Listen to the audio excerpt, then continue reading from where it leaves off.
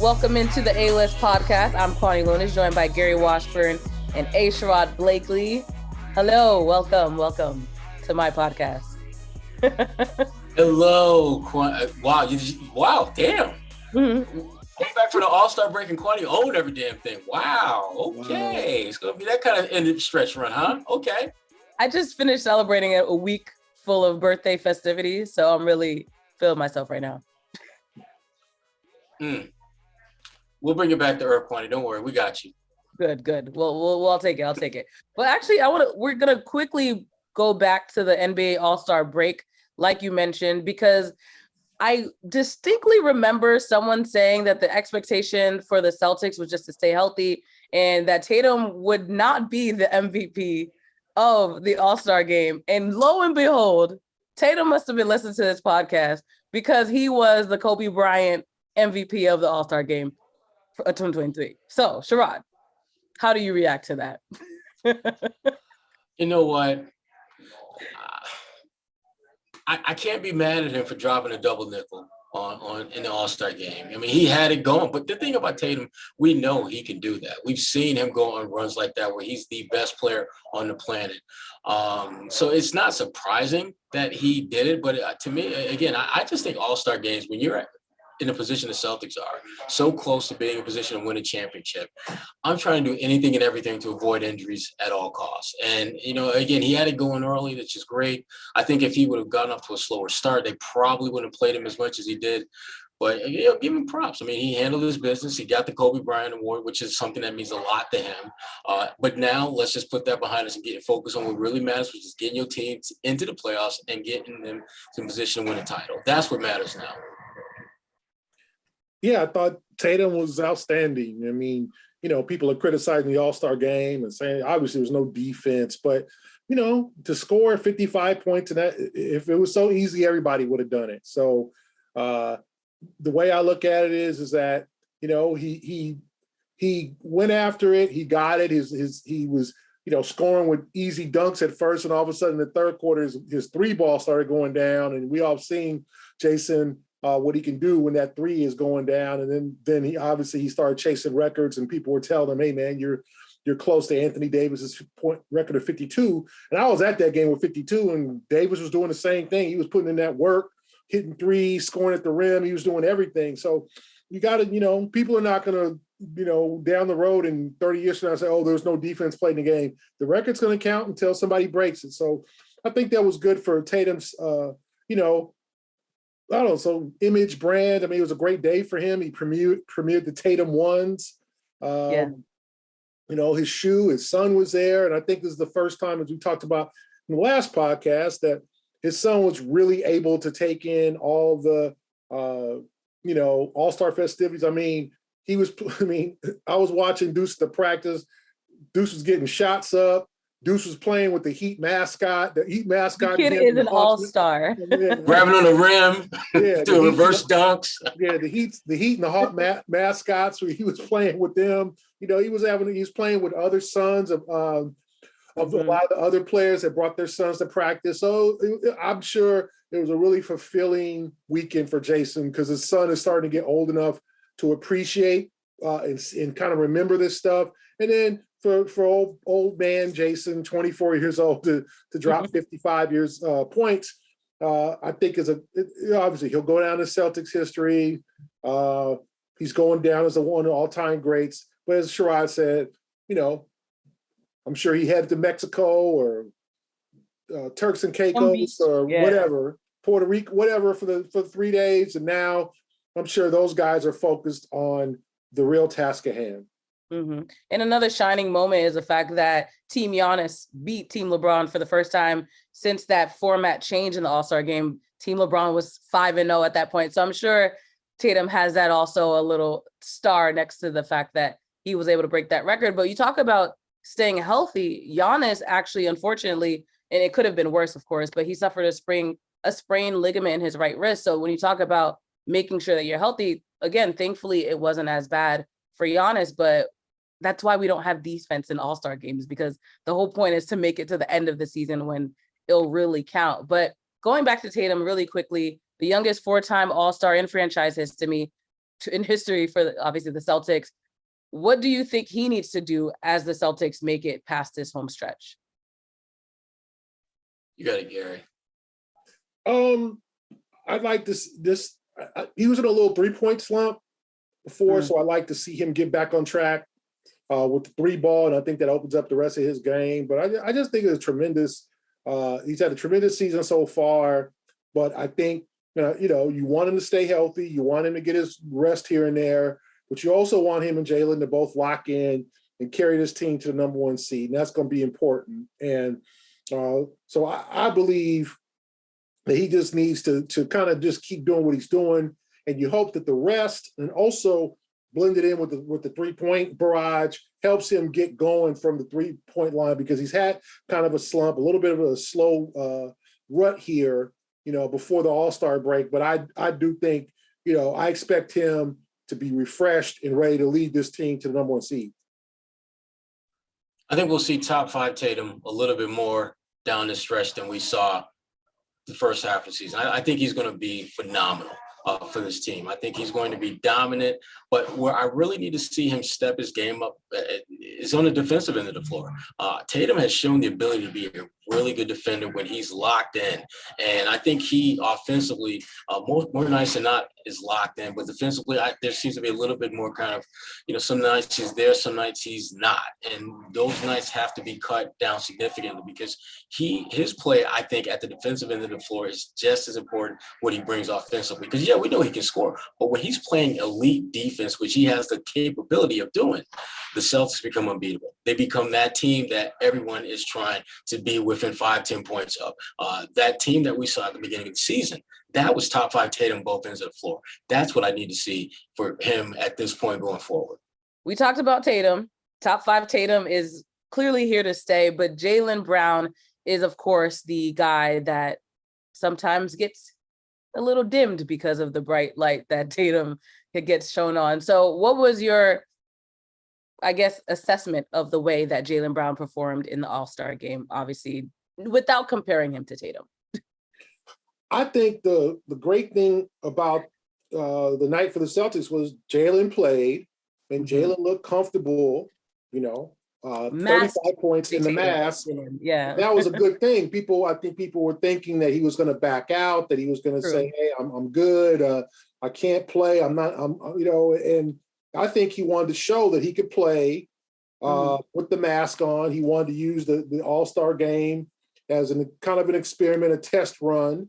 And, all thumbs up. He was great. 35 points. He looked comfortable. The one-on-one thing with Tatum, I thought was fun. So to me, and I think it was just a complete success. And now he's used to playing with it. He's not on the injury report, so he's going to play Thursday in Indiana and be ready to go. So I think for Jaylen, it actually was a good opportunity for him to show that he could play with the mask on and kind of probably psychologically for himself come back out. When you get hit in the face and you get basically a broken face, that's not easy to get over psychologically too. I mean, because elbows are flying, you're not trying to get hit in that spot again. So, but I thought it was a good thing for the Celtics to give him the All-Star game, that test run. It's an unusual situation, but he wasn't going to give up his spot to anybody. He wasn't going to sit out because obviously he was healthy besides the cheekbone, and he went out there and did well.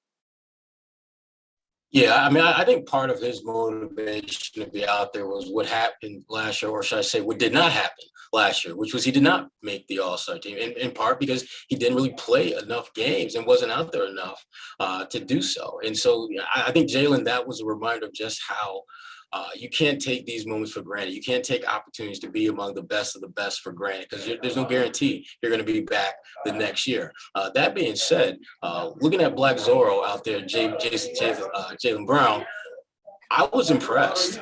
I was really impressed at the comfort level that he had with the mask on. It was as if it wasn't a big deal, and they're going to need him to continue to step his game up and be an impact player with without the mask. But certainly, it bodes well for his chances of just playing his game, doing what he does, if he can play with that mask and just get used to it and acclimated to it. Obviously, the defense that he'll see through the regular season will be a little bit better than what he saw at All-Star Weekend. But still, to Gary's point, his comfort level was clear and undeniable. And that's a big deal when you're making this type of change. Future is stuck in my head right now. I'm not gonna lie. That's why I keep smirking. Mask on. So, it's a little extra, but you know. I know what you're saying. Oh, Gary, you don't know that song? Gary's like, no, he'll know about it. He'll know about it. Play some Future after this. Just look, mask off, Future. It'll change your life. And Jaylen is a fan of Future. And that's the other thing too. They need a collab. Yeah. They need a collab. Might be up and down the pipeline. We need to get them Jaylen Brown mask T-shirts out. That's what we need to do. Because I guarantee you, them will be at the Garden on. Wait, why don't we have T-shirts for the podcast? We need T-shirts. We'll talk about that offline. That's Sherrod. We'll talk about that. That's Sherrod. All right, if y'all watching on YouTube, comment if you would buy a T-shirt, a A-List podcast T-shirt, and if we get now Kwani, comments, we'll make something for you, Kwani. Gary, no. Gary will not get any T-shirts. No Gary on the T-shirt. That's Sherrod's fault. We sell them out the back of my trunk. We got to work on that. Right outside the TD Garden. But you mentioned, obviously, Jaylen had a pretty strong performance in the All-Star game. What should be the expectation be moving forward for the rest of the season? Obviously, as long as he's still wearing this mask. Yeah, I mean, the health thing kind of goes without saying. But I think for Jaylen, the biggest thing is just getting into a flow and rhythm. Continuing to do, I think him more than Tatum has to stay the course. When you look at the things that Jaylen Brown does night in and night out, he really doesn't have to elevate his game other than maybe don't foul as much, maybe do a better job knocking down perimeter shots, but his ability to just impact the game has been pretty consistent throughout the season. So I don't see him needing to do much other than just stay the course. And obviously playing with the mask, it raises questions as to whether he can do that. But if the All-Star game is any indication, he shouldn't have an issue playing with the mask. Yeah, for Jaylen, you just want to see him continue to ascend. You want to see him also, take better care of the ball. Be more efficient with his turnovers and lack of turnover. You want to see him just kind of get to that next level, And now he's used to playing with the mask. He'll team with Tatum, and I'm sure they had a good chance, I'm sure, to hang out a little bit this weekend. And I'm sure they both talked about, hey, man, this is our year. Let's get this. We know what it was like last year, the bad taste in our mouth from losing 3 straight in the finals and losing to the Warriors. Let's go get this. And so I know they're on the same page. So I expect the same thing from Jaylen as I do from Jayson. Take your game to the next level, sacrifice and worry about, the personal stats, down the road, but do whatever's best for the team, but be more efficient, take care of the ball, do the little things, hit your free throws, do the little things that will make Jaylen a next level player. And I think he's very, very capable of that. I hope the NBA wrote a good script for the Celtics this season. Y'all follow that on Twitter? There's a Sherrod. Wow, did Kwani go? She went there. I went very meta Twitter. But there was this joke. Well, I can't remember which NFL player. He said that the NFL had a script and that they told players to buy into it. And then that translated into the NBA. People started making jokes. So now it's just a running joke that everything's scripted in both leagues. But hey, I was on Wikipedia. It said that the Bengals are going to play the Cowboys in the Super Bowl. Yes, yeah. Like, oh, it's already scripted. Damn, he's going to be fixed. So, yeah. Because what the Super Bowl's in Las Vegas, right? It was like location of Super Bowl, Las Vegas. Team. It was Arian Foster. Thank you to our producer who had said something. Yeah. Spiral. Team, but it's honestly, and Cowboys. So. It's funny. I don't know. I don't believe in the conspiracy theory, but I wouldn't be surprised either. All right, let's move on. Around the NBA, let's go to the biggest news. One of the bigger news is biggest news. I can't speak right now. Biggest things that happen. I've had a long day. All right. For those that live in Boston, this is a shameless plug right now. I co-hosted the Hub today. You're not shameless about plugging. No, I'm not. You're not shaming that. At all. Stop. But NBC 10 Boston this morning, I co-hosted our show, and I will be co-hosting again on Thursday if you're listening in time. So that's why I've. What time is the show, Kwani? Tell them the time, Kwani. 11:30 a.m. Or it 11:30. re-airs at 10 a.m. on NECN. So if you live in New England, you could watch it anywhere. Okay. Boom. All right, now that I got the plug out of the way, let's talk about Russell Westbrook and the fact that he is planning to sign with the Clippers. I'm not sure if that's official just yet, but the reports are that he plans to sign with them. What do you two make of that? Which is ironic to me because he's going to still be playing at Staples Center. Oh, cryptocurrency.com, whatever. Crypto. It's still Staples in my heart.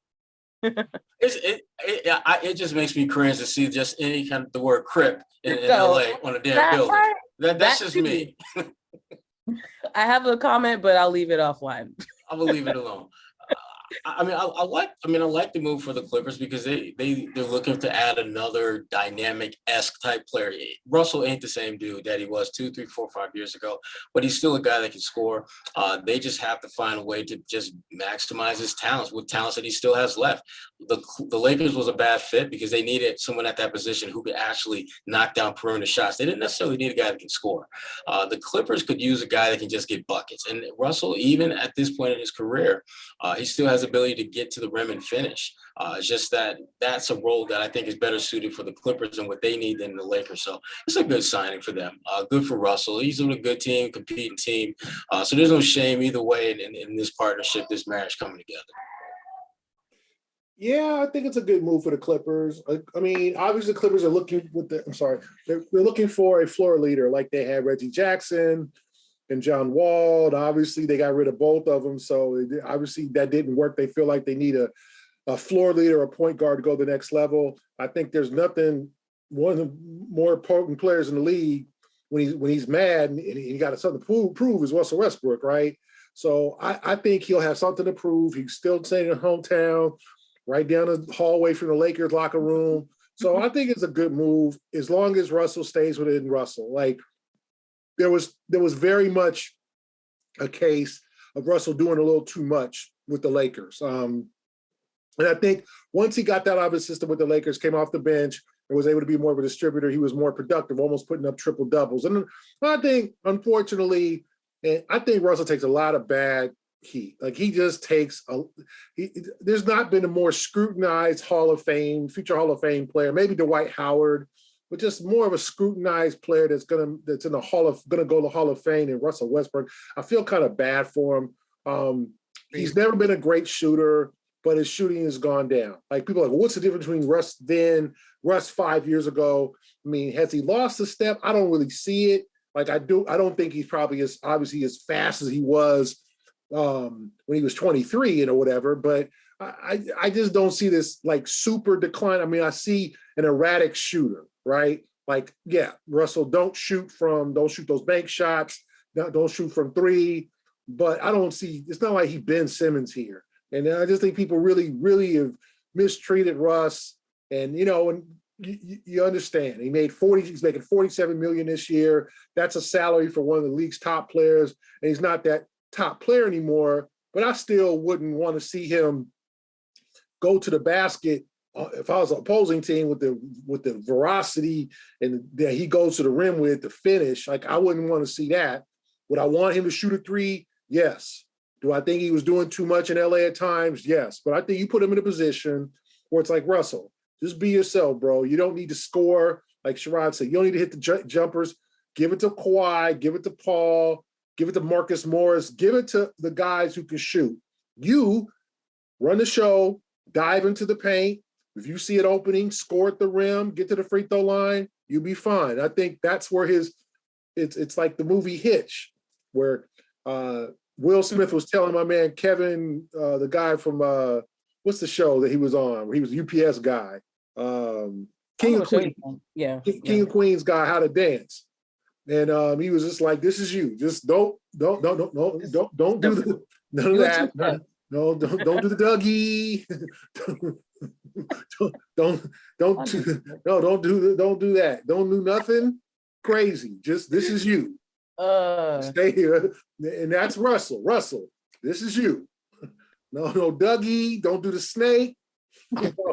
Don't start breaking.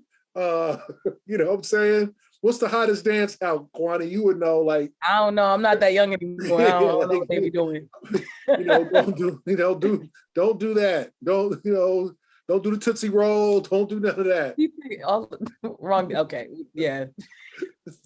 Don't do the Roger Rabbit. Don't do Not the Tootsie Roll. Don't do the Pee Wee Herman. Just this is you. Russell in LA with the Clips, this is you.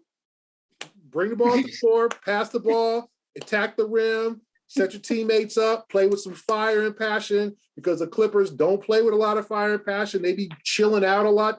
They don't, I think they're one of the league's most disappointing teams because they got all this talent and they just don't seem to every night. And obviously that's because of Kawhi and Paul.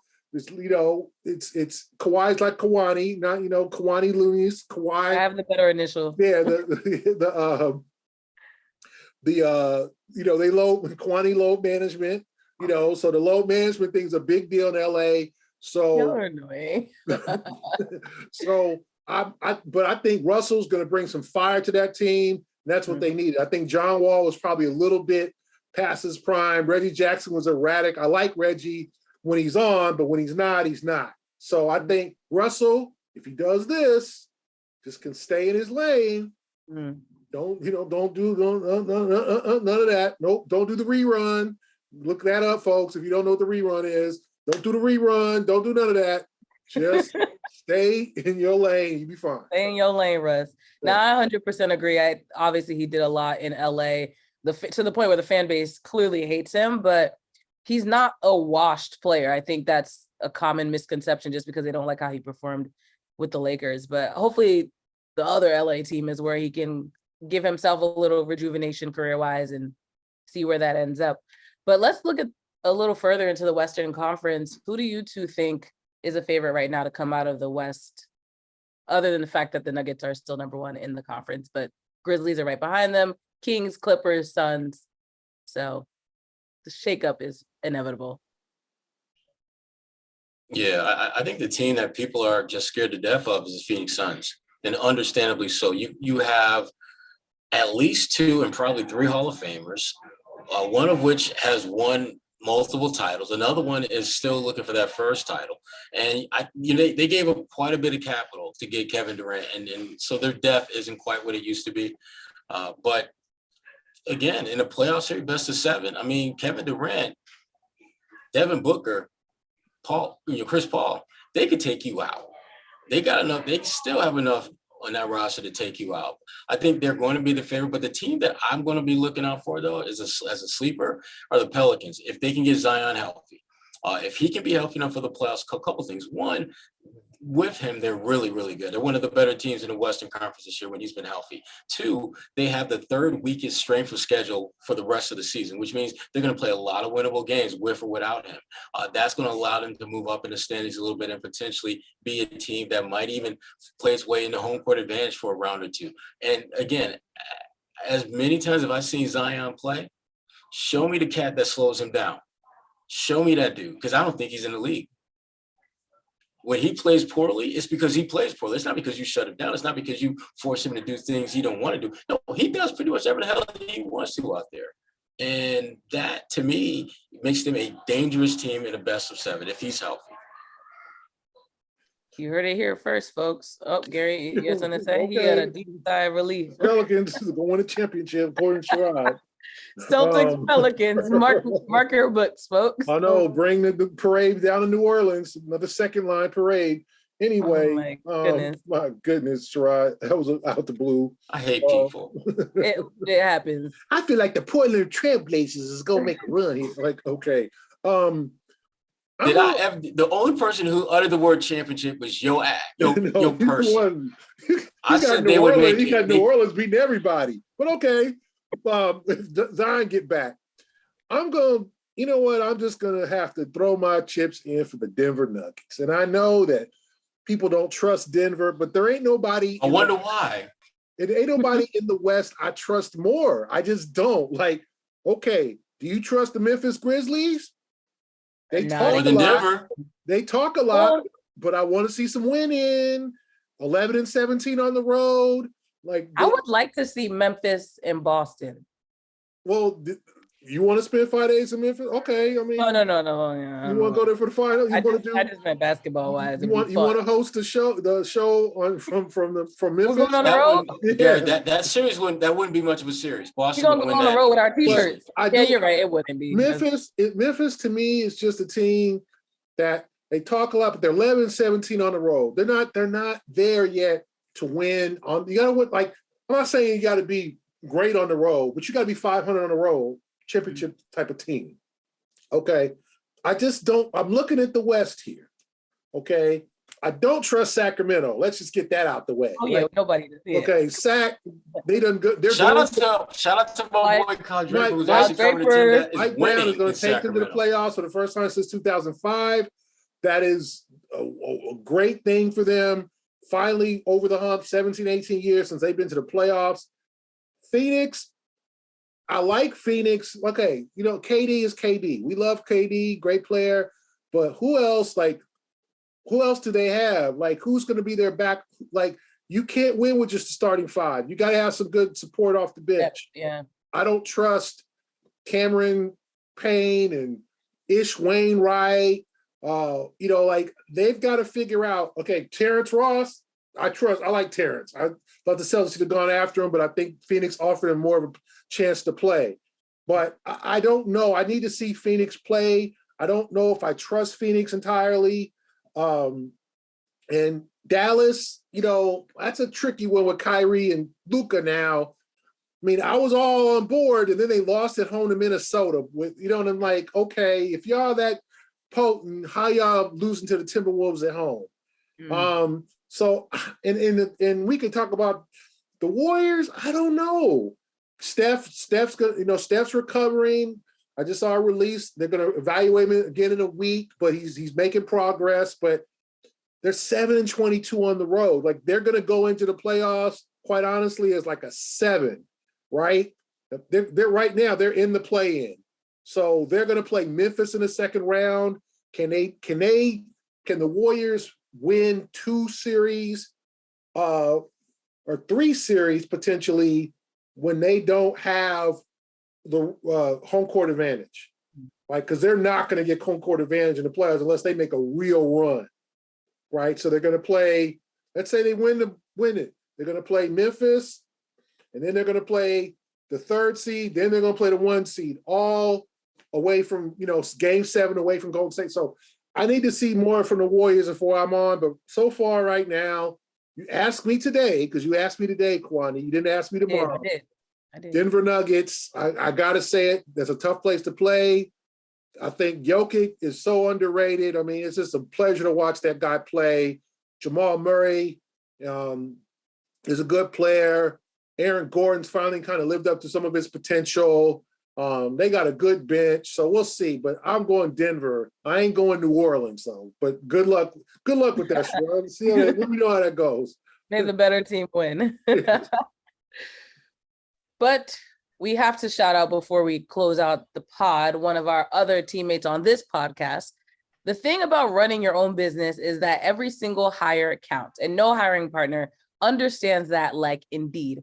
Indeed is a hiring platform where you can attract, interview, and hire all in one place. Don't spend hours on multiple job sites looking for candidates with the right skills when you can just do it all with Indeed.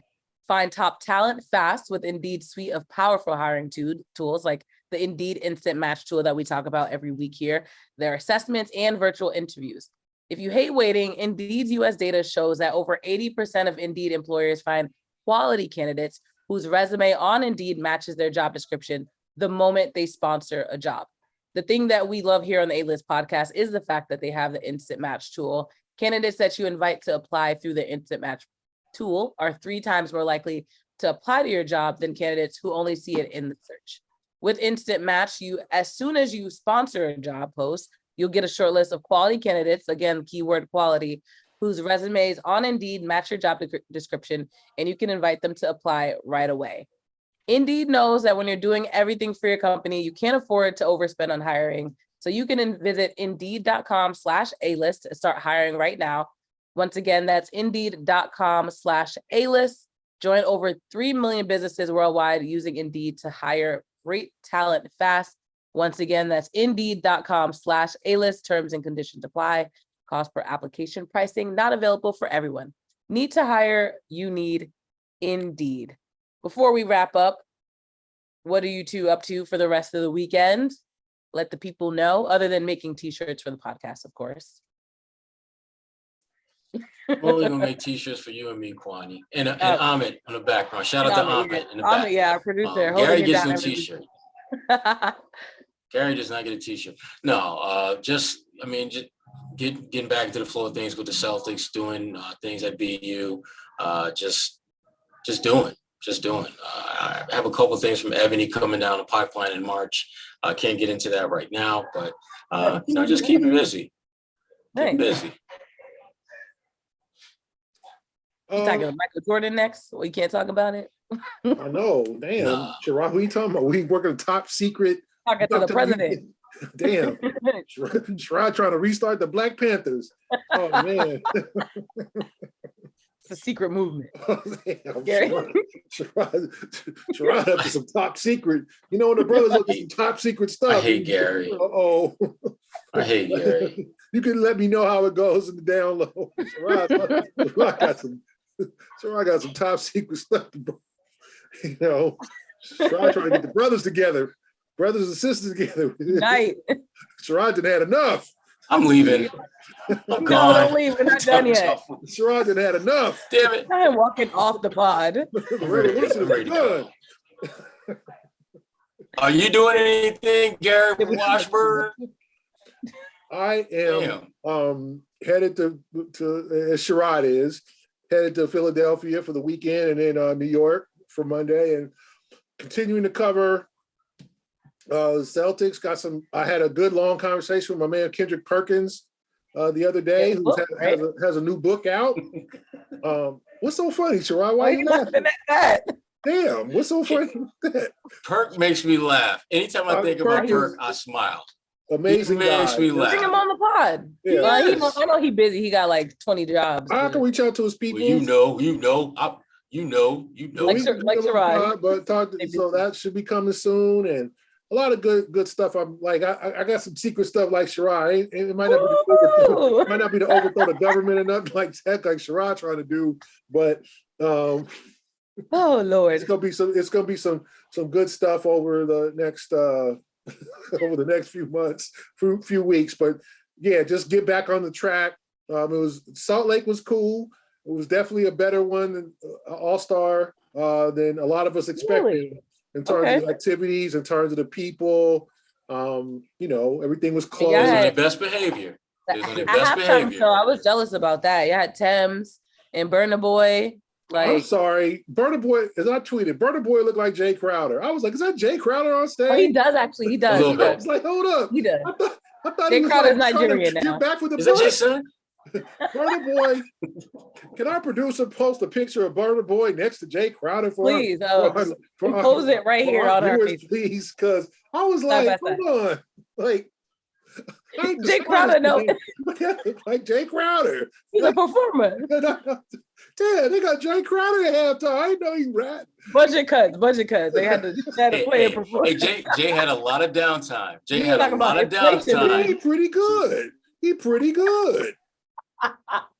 Put some bars together. Yeah, he did pretty good. But no, I thought it was a good solid All-Star. The game wasn't all that great, but as we know, if you guys watch, the dunk contest was outstanding. Max McClung, I mean, shoot. And I thought, I had heard of him.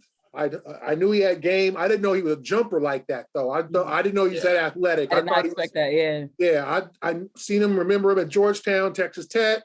I remember him. He's had some 10 days and some two-way contracts, but I did not know he had that many ups.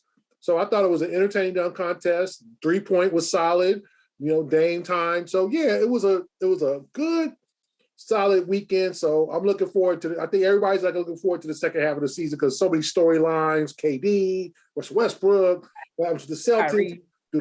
Kyrie, do the Lakers make a run? What happens to the Warriors? So will the Clippers come out on top? Yeah, who knows? All these stories. Baseball hasn't started yet. football's finally over. We got a good Super Bowl and all that. So this is basketball's time to, here we go, our producer. Okay, there's Jay Crowder. I will see Jay Crowder on your screen. And then here we go with Oh Burna. yeah, they're related. Wow. They got the same daddy. Sherrod. They got the same daddy. Wow. Anyway. We think Sherrod, they look alike. Dang, and it's the beard too. Yeah, I mean, oh my god. Okay, I can't see dreads, it. Like I saw it, but now I'm really seeing it. I was like, y'all got the y'all. Man, they done got Jay Crowder. Jay Crowder is a rap. Like, put a perform. He was good though. Burna Boy, much respect. I had not heard of Burna Boy. He's a performer. Yeah. Not heard of Burna Boy before this performance. Last week I was like, like Burna got a new fan. The Sugar Hill game wasn't available. Like we couldn't get Curtis Blow out there. We couldn't get Will. We couldn't get Jazzy Jeff and the Fresh Prince. Like what's going on here? Like we couldn't get LL.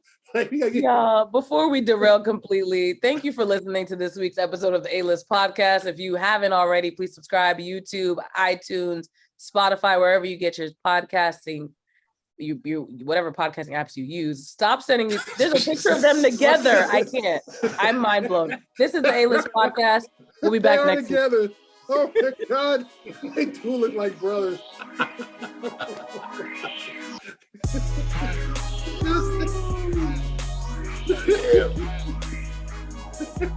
They do look alike.